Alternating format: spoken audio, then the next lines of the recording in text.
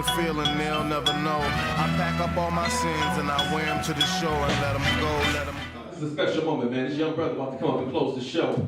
I've been knowing him for, man, since he started doing stand-up, actually. This is damn, I'm looking back on it. It's a special time. I've seen this guy grow and develop, over the last couple of years, and just find his voice and extreme talent, growing on a business end as well. You really don't see that. And he listens to a motherfucker say, so he's going to accelerate at a very fast pace. You guys get a chance to be a part of his live recording. That's why I got all these cameras here. And it doesn't matter if it's only 20, 30, 40, 50 people in this motherfucker. You're going to get rocked like you 1,000. So without further ado, I want y'all to make some noise for my man and my little homie, Mr. Lyall Behrens in the building.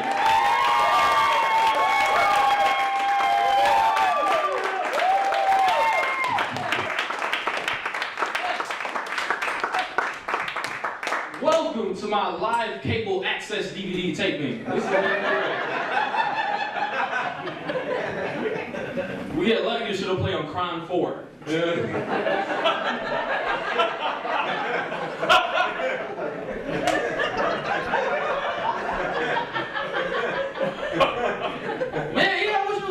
Thursday. I wish I could have got more people out Thursday.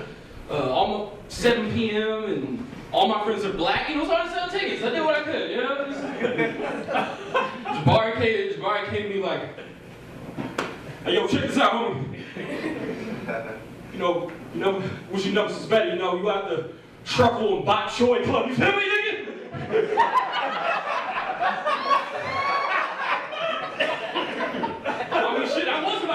Introduce you to crack holder, my nigga, but only 10 people. I'm sorry, my nigga. It's over.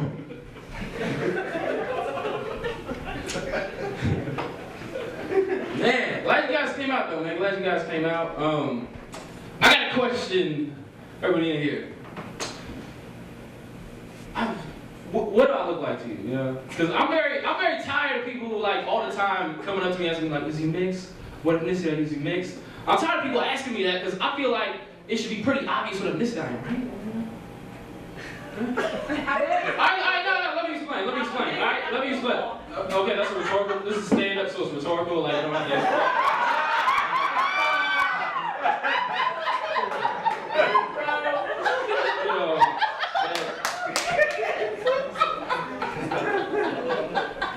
I say stuff, I don't expect you to say anything back. I'm a stand-up comic. I enjoy hearing myself talk, But anyway, I feel like it should be pretty obvious what ethnicity I am. Cause I got tan golden skin. I wear nothing but Air Forces and Jordans, and I say the word nigga every single day. Clearly, I'm Filipino. I don't know why people get asking.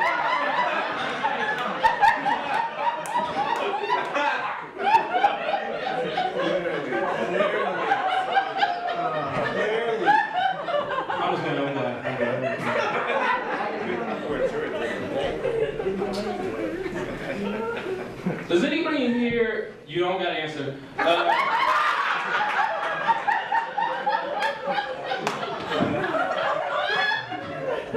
Does anybody in here have that one friend that wants to freestyle all the time? Yeah. You guys trying to have a good evening, and this motherfucker feels the need to narrate the whole evening and rhyme hey yo, check it. We're trying to get in the club, but we couldn't, so I got the blues. We told his brother I would wear some dress shoes. She's platinum to get clapped like a round of applause. Who's dirty like my drawers? I'm we're in Chili's right now. I don't think this is the appropriate place to be. Chill out. But me personally, I would like it if Drake could be my friend and narrates the whole evening around. I feel like that'd be a lot more fun if Drake could be that friend. We in the club trying to see some breasts. Bunch of dudes, sausage fest.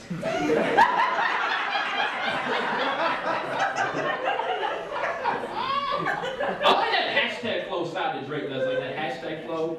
The hashtag flow is first name ever, last name greatest.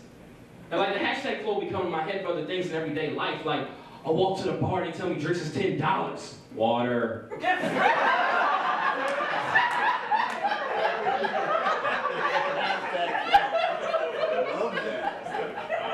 Before comedy, I used to want to be a rapper.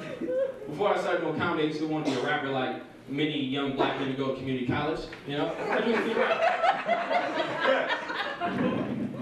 But I just don't like rap anymore because all my favorite rappers I like as a kid, like they're talking about, like I don't feel like they're keeping it real with what's going on in their lives right now. Like Snoop Dogg just turned 40. Like I like your Snoop Dogg just keep it real and get on the track and be like, did a drive-by, made niggas rain. Right after my prostate exam.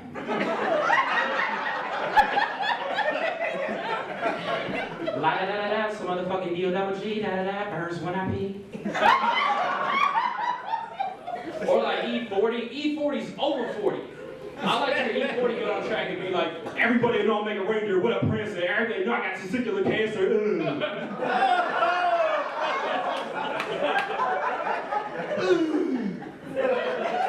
Good for my hype man right there. Thank you very much. Nah, but I love comedy. My very first comedy idol coming up was Eddie Murphy. But like, I hate that Eddie Murphy does like all these family movies because I think like Eddie's just funny when he's cussing.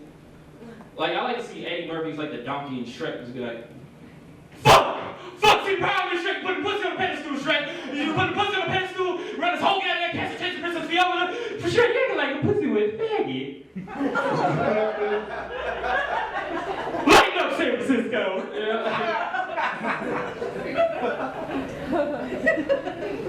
Another one of my comedy idols coming up was Chris Tucker.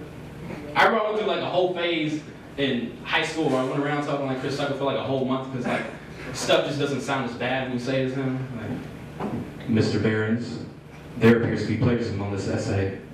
Man, no plagiarism on this essay, hell wrong with you? I just cheated, that's all.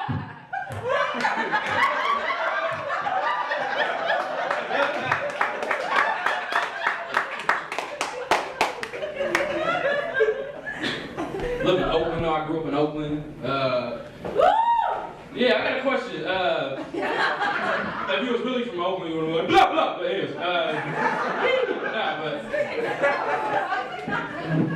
Has anybody here ever been to the Oakland Zoo? Yeah. Yes. That place is like the most ghetto zoo I've ever been to. I can't believe some of the shit I saw when I was there. Like, I walked by the hippopotamus, and the hippopotamus looked up and said, "Excuse me, brother, you got spare change in parts, and I'm taking back to my grandma's house." And they were like even missing animals. That's how ghetto Oakland is. Missing animals. Like, they didn't even have any monkeys in the Oakland Zoo, right? They just had a sign that said monkeys with a big ass cage and a big screen TV playing the Tyler Perry one. I was like, what the fuck? How is this? This is highly offensive. Oh, it gets worse for everyone. It turns out I wasn't really at the Oakland Zoo. I was just tripping off mushrooms at the Fruitvale BART station.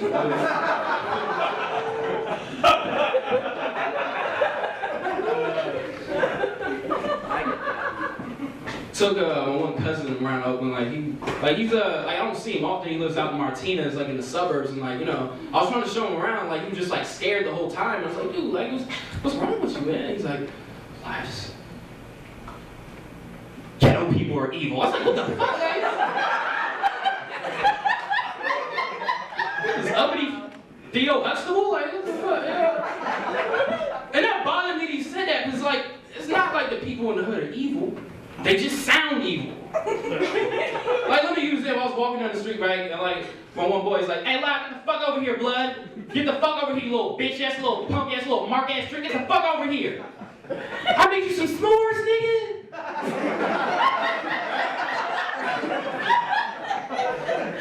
Don't focus on how it sounds, focus on what they're saying. One thing that's like crazy about cause like I'm actually like originally from LA, but not like the LA that Jabari's from. Like I wasn't gangbanging on the corner. I was like, you can go from that corner to that corner. Like it was different. But anyway, oh shit, I thought it was clever. All right. Like, so you really gonna like no nigga. But anyway. But like when I moved to like the Bay Area, like I didn't realize like how politically correct things are here. Like, yeah, because I remember okay, like you guys here are like familiar with the term no homo, right? Like something we'll say is like a form of insurance, like, hey, look good, dog, no homo. And my female friend, she got mad at me. She's like, well, I don't like him use the term no homo. Like what? There's something wrong with being gay? And it's absolutely nothing wrong with being gay, but it is something wrong with being misleading. Like if women have their own version of no homo, that shit would really help. Hey Kevin, I was wondering if you want to come over and watch a movie and have some wine? No pussy?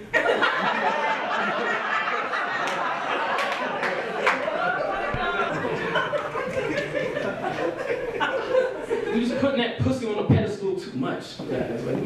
Like that's a cliche saying, but guys, like we really keep putting a pussy on a pedestal. Like guys, like we need to stop being takers of the pussy and start being givers of the dick.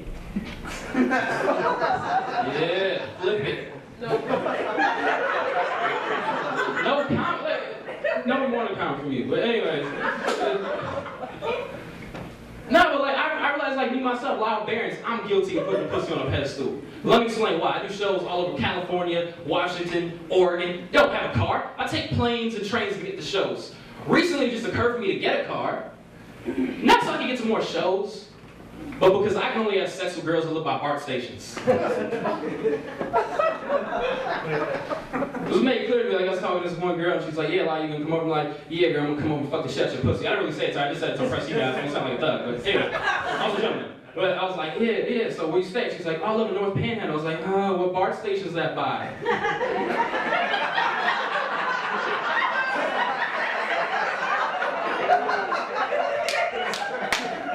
And she's like, it's not by BART. She's like, it's not by BART station. I said, it's not by BART station. I don't know if I can make it. She said, but Lyall, you just told me your dick was hard. And I said, well, my dick was hard, but your place is hard to find, so I don't know.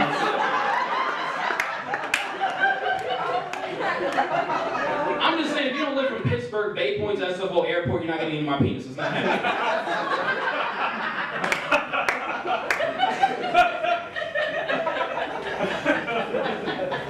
A lot of my friends are into white girls. Well, like my friends are like so into white girls, like when they want to do something, they don't say, hey Lyall, let's go out and do something. They say, hey Lyall, let's go get on some white bitches. Champagne wishes, 30 white bitches. Let's do something. And like part of me feels like, isn't it kind of wrong that brothers who like refer to white girls as like white bitches? Like, isn't it kind of wrong? Right? Yeah, it's like, yes, because like I wouldn't want to hear that the other way around. Like I wouldn't want to hear like a white girl be like, hey Jenna, you want to get on some niggers tonight? I'm trying to pull me a Kyrie. It makes you smell like cocoa butter and perma. Remind them of their mamas.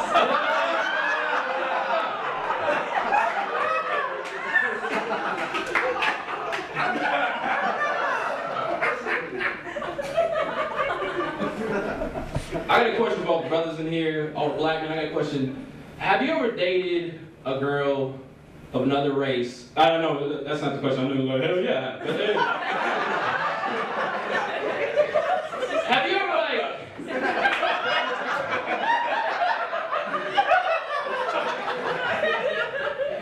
you ever dated a girl of another race and like she basically thinks she's black just because she's dated a bunch of black guys? Somebody had that? Yeah, I had that. Like I was seeing like this one girl. She's like Filipino, right? And then like she would say things like, "Yeah, Lyall, I'm black. I'm black as you. You know, my skin is just as dark as yours. You know, I'm black." And like it bothered me that she kept saying that. It's like you're not black. You know. And like eventually I just said to her one day, to like prove that she's not black. I was like, okay, you think you're black? She's like, yeah, I think I'm black. I was like, okay, let me ask you this. Do black guys hit on you? She said, do black guys hit on me all the time? I said, well, then you're not black. Like, you know.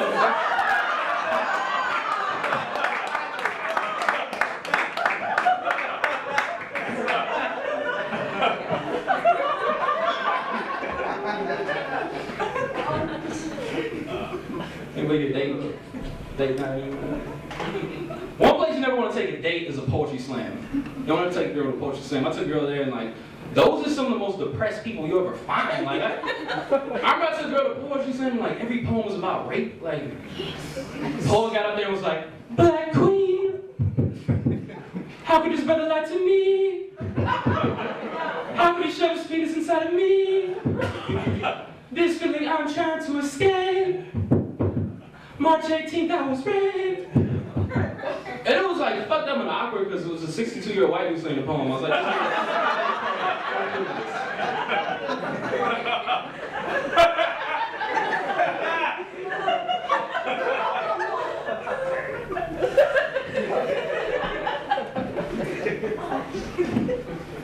Some people tell me I look like Barack Obama if he didn't have hope. I'm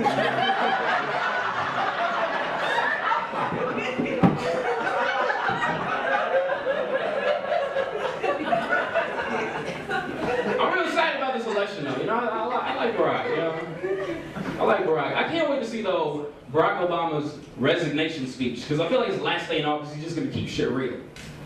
Like I can picture Barack getting up to the podium and be like, "People of America, what the fuck?"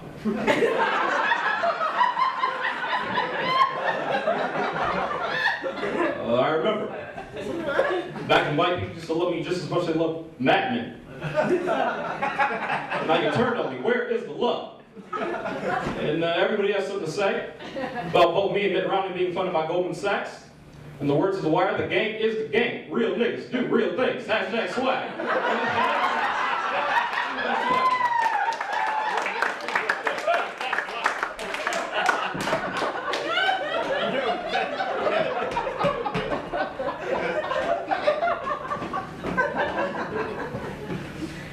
So in LA recently, visited my grandma.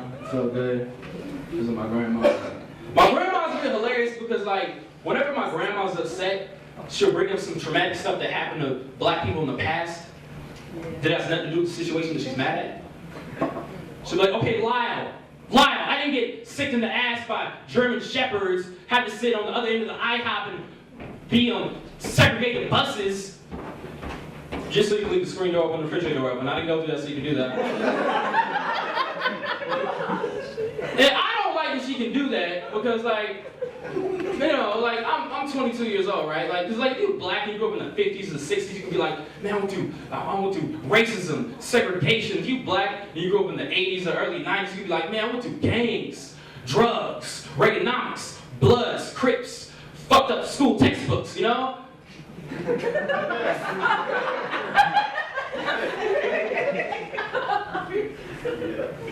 But I'm 22 years old, right? So like, what's the worst that I can say to my grandson? Like, I was kind of fucked up. I said grandson. Like, it's just like grandkid. Like, I don't really want a grandson though. But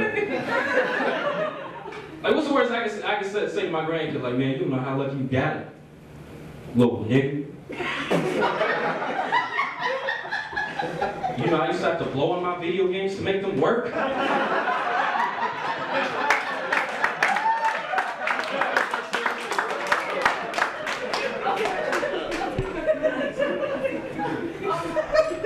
It's like a controversial word right there, you know.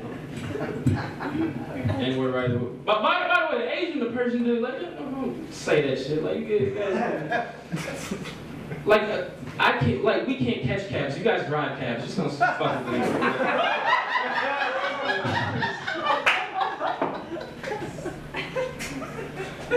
Remember one time though, I was at this frat party at UC Berkeley, and I was at the Jewish frat, and I was like hanging with my one Jewish homie, and he was like, hey Lyall, call me a kite. I said, what?